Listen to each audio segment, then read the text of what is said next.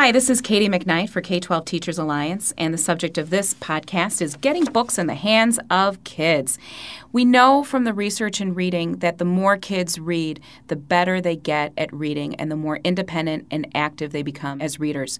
So it's up to us as teachers to create literacy-rich environments in all of the different content areas and in all of our classrooms so kids are encouraged to read.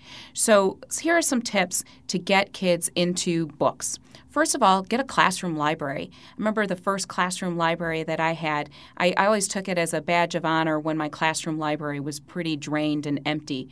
I would get books from the Salvation Army, church bazaars, wherever I could get my hands on books. And a lot of my friends, even today, when their kids outgrow books, they give them to me because they know that I'll find a home for them in a classroom somewhere.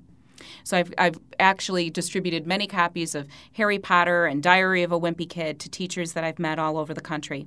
But here are some ideas. So first of all, look for a catchy cover. Look for print size that is generally larger, that kids are going to be more interested in reading. So a Diary of a Wimpy Kid is actually a pretty good model for that.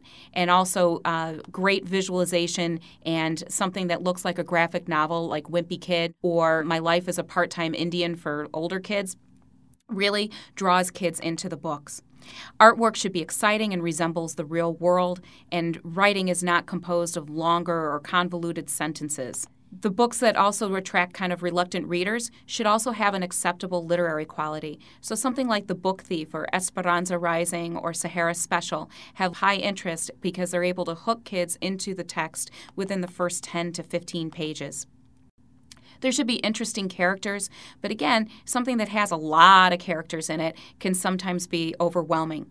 So The Hunger Games, of course, every middle school kid I know is reading the Hunger Games trilogy right now, is a great example of interesting characters that draw kids in. Or The City of Ember trilogy is also wonderful. Plot has a huge impact in sustaining kids' interest and drawing them into a text. Neil Gaiman's The Graveyard Book is a perfect example of that has great plot and that's developed through events and dialogue and has themes that are actually appealing to teenagers. So make sure that reluctant readers are also finding books and you're giving them books that present role models and all different kinds of role models. For example, like in Freak the Mighty, where we have a protagonist who has special needs who develops a friendship, and that friendship becomes the core of that book. There's also demonstrates problem solving in action and allowing kids to feel like winners and overcoming odds.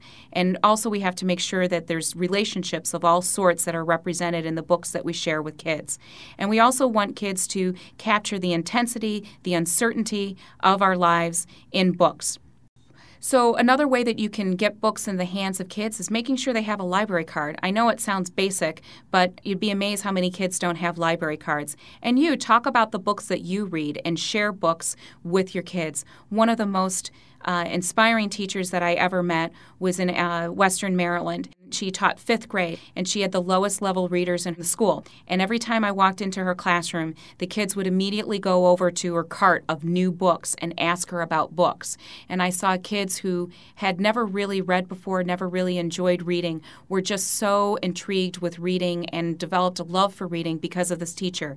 Because all she did was talk about books. She got books for her kids. She developed contests for the kids about the books.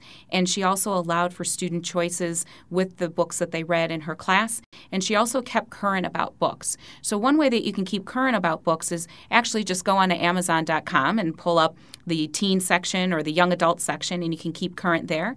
And also, you can go to the Allen Review, ALAN, which is a affiliate of National Council of Teachers of English, who have a website where you can look at all the books that kids are reading across the country and develop an even greater list for your kids.